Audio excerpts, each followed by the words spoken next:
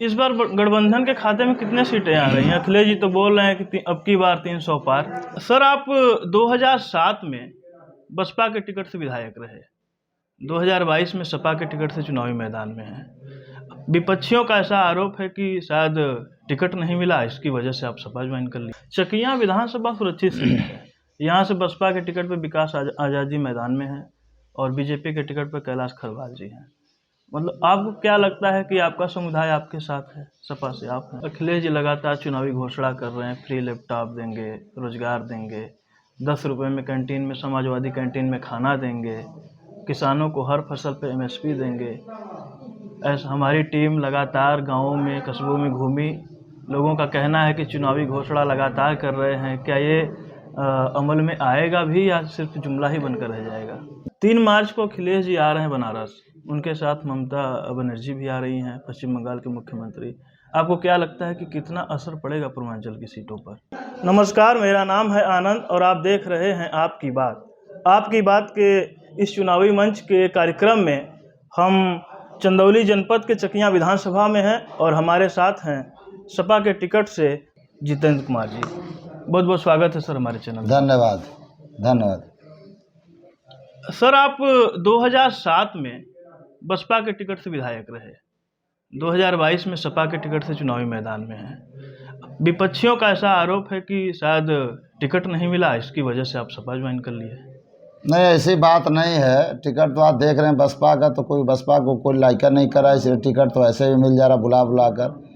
जहाँ तक मेरे टिकट की बात है तो मैं जो है कि समान विचारधारा इस देश में और प्रदेश में जो हालात है, जो गैर बराबरी व्यवस्था वाले लोग हैं और एक तरफ जो समतामूलक समाज वाले लोग हैं, तो गैर बराबरी व्यवस्था वाले लोगों को हटाने के लिए, समतामूलक समाज की स्थापना के लिए माननीय राष्ट्रीय अध्यक्ष अखिलेश यादव जी का विचारधारा आया, जो अम्बेडकरवाद और लोहिया को मिलाकर चल रहा है।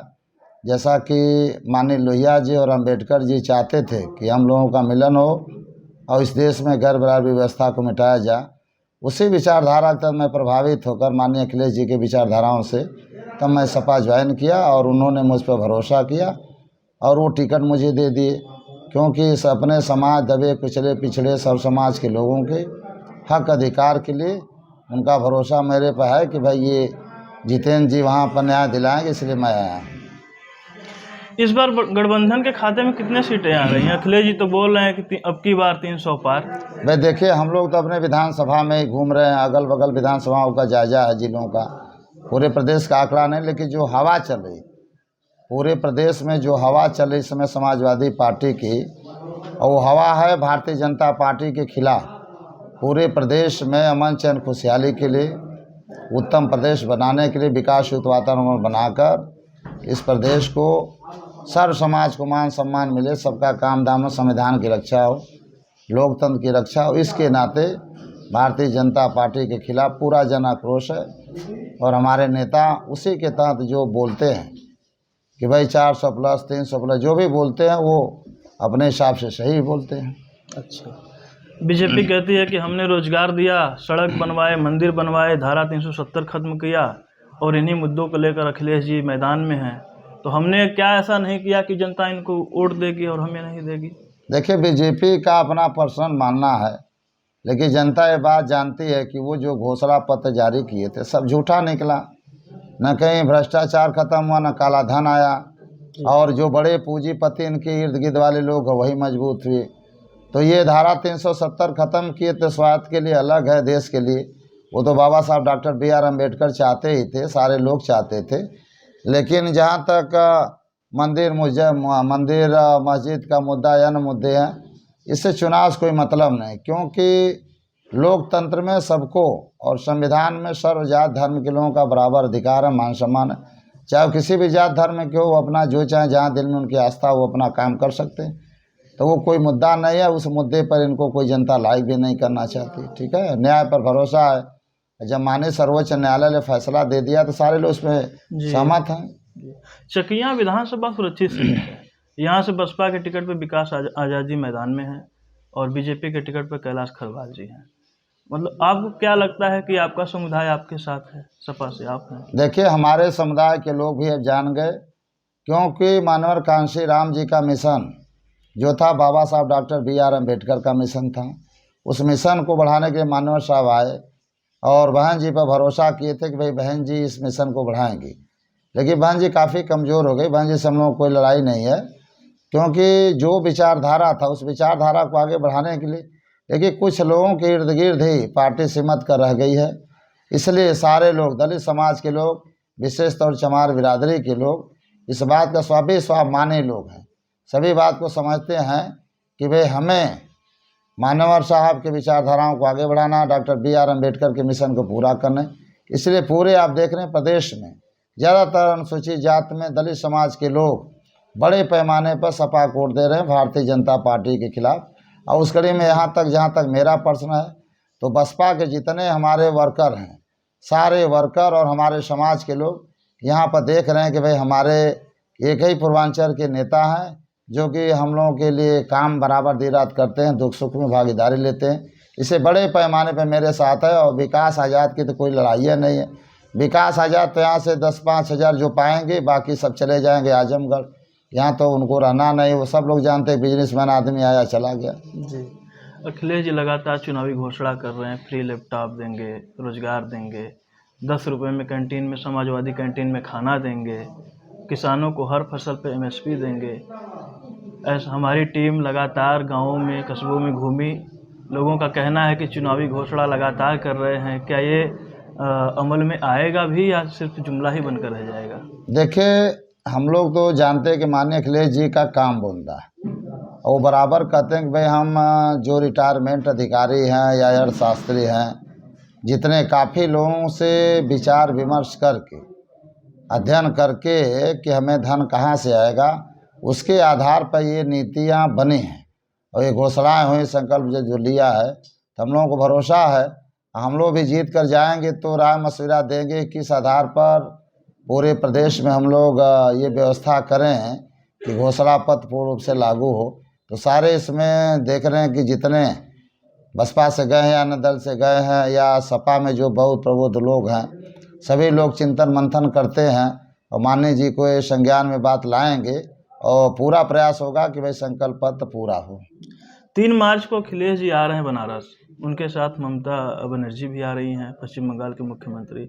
आपको क्या लगता है कि कितना असर पड़ेगा पूर्वांचल की सीटों पर? देखिए, असर तो पूरे आम जनमानस पे पहले से पड़ा है। अब वो आएंगे तो पूरा लोगों का और हिम्मत हौसला बढ़ेगा और तेज़ी से काम करेंगे, क्योंकि भाई नेता को आगे बढ़ाना है और इस देश का भविष्य प्रदेश से ही तय होता है, उत्तर प्रदेश से ही देश का भविष्य तय होता है।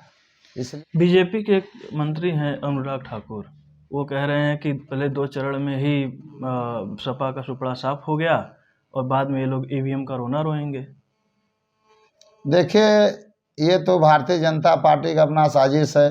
भाई EVM में तो थोड़ा बहुत गड़बड़ी इनका है, भाई इलेक्ट्रॉनिक मीडिया है वो तो करेंगे, लेकिन इनका अपना विचार। लेकिन हम लोग माना कि जो कर्मचारी ड्यूटी में गए थे, चाहे पश्चिम उत्तर प्रदेश हो चाहे मध्य में, जिधर भी 5वें, दूसरे, तीसरे या पहले चरण में, तो वहाँ के हवा अपने आप लोग मैसेज दे रहे हैं कि भाई वहाँ समाजवादी पार्टी बड़े पैमाने पर आगे आई है और जो वोट हुआ उसमें 80% समाजवादी पार्टी को वोट मिला है और भारतीय जनता पार्टी को 20%। तो भारतीय जनता पार्टी वैसे ही समाप्त हो गई, वो केवल ज़बरदस्ती बात करती है।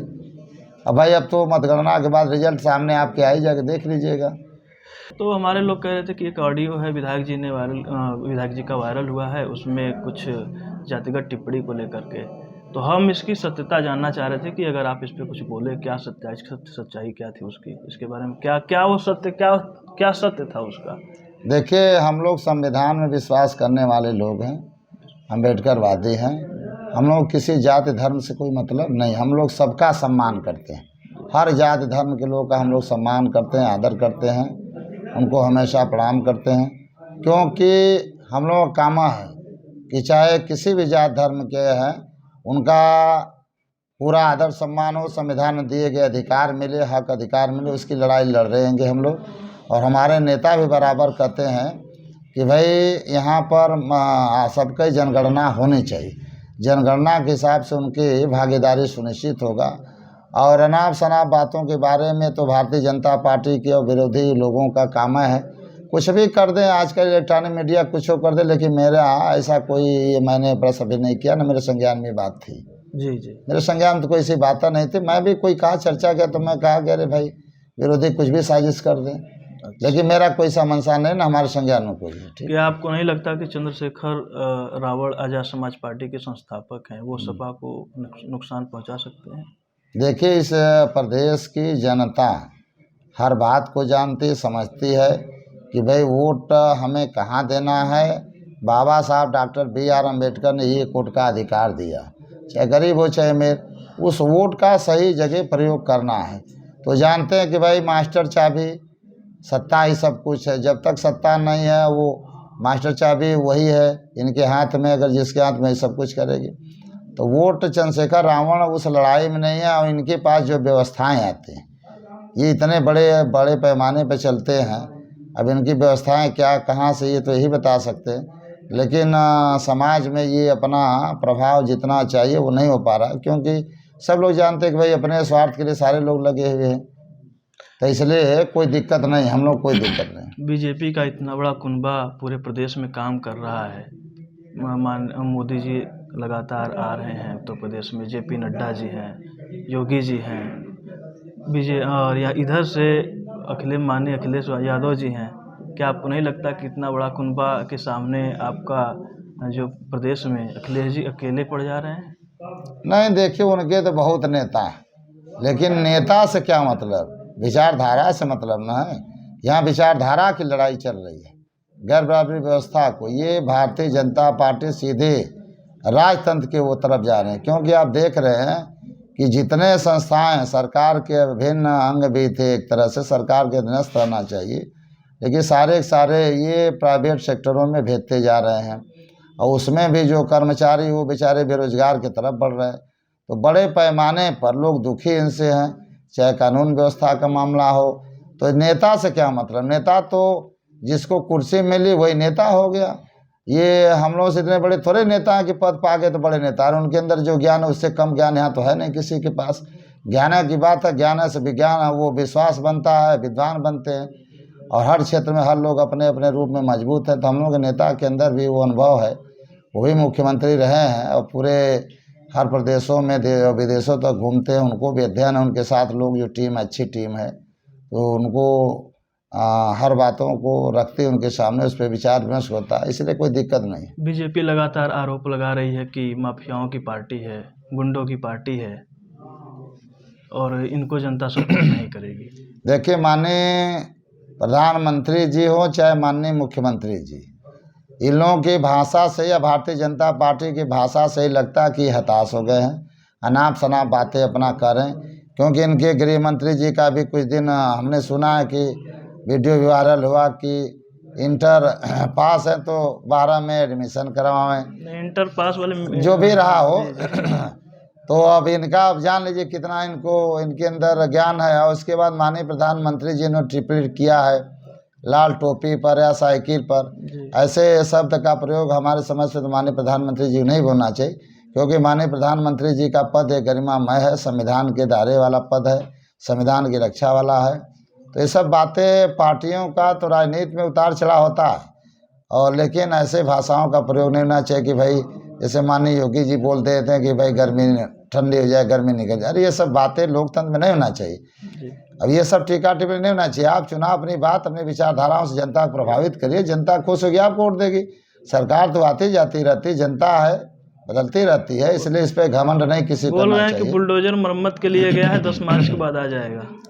भाई बुलडोजर चलवाना है राजतंत्र की तरफ, तानाशाही रवैया, लेकिन जनता जानती है। बहुत अच्छे अच्छे लोग जो अहंकारी होते हैं उनका अहंकार टूटा, आप इतिहास साक्षी देख रहे हैं। तो बुलडोजर क्या करेगा, लेकिन हम लोगों का ये मानना है कि हम लोगों को जो कानून में हम लोग विश्वास करते हैं, जो भी अगर अपराधी हैं उनकी कोई जात बिरादरी नहीं है।